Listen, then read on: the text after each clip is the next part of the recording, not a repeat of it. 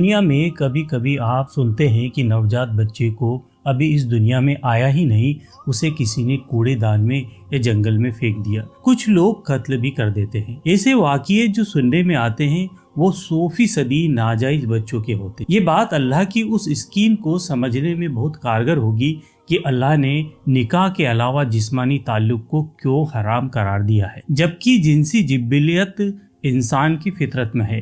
اسلام دین فطرت ہے، جہاں ایک طرف جنسی خواہشوں کو دائرے میں رکھنا اس زندگی کا امتحان اور حصہ ہے، وہیں دوسری طرف یہ انسانی نسل کو محفوظ کر اسے ذمہ داری سے آگے بڑھانے کا نظام بھی ہے۔ اگر انسان کو نکاح کے دائرے میں نہیں رکھا جاتا تو کیا وہ بچوں کی ذمہ داری کو اس طرح نبھا پاتا جیسا کہ آپ اور ہم آج نبھا پا رہے ہیں؟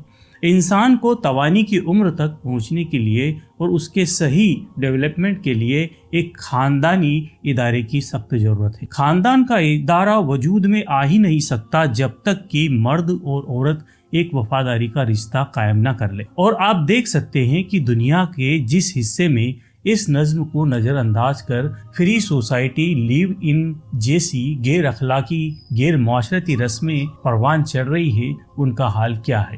لوگ ذمہ داری نہیں اٹھانا چاہتے، آزادی سے جینا چاہتے ہیں۔ اس کے نتیجے میں بہت سے ملک جہاں آبادی بڑھانے کی در مائنس میں پہنچ گئی ہے، یعنی آبادی کم ہو رہی ہے، بہت سی سرکاروں کو بچے پیدا کرنے کے لیے کئی اسکیمز چلانا پڑ رہی۔ ایسے ملک کے لوگ بڑھتی عمر میں اکیلے پن کا شکار ہو کر نفسیاتی بیماری کا شکار بھی ہو رہے ہیں اور خودکشی بھی کر رہے ہیں۔ ایسے معاشرے بدترین زوال کا شکار ہو جاتے ہیں جہاں جنا عام ہو جاتا ہے اور اسے برا ہی نہیں سمجھا جاتا، یہاں تک کہ سرکاریں جنا کے اڈوں کے لائسنس بانٹتی ہے۔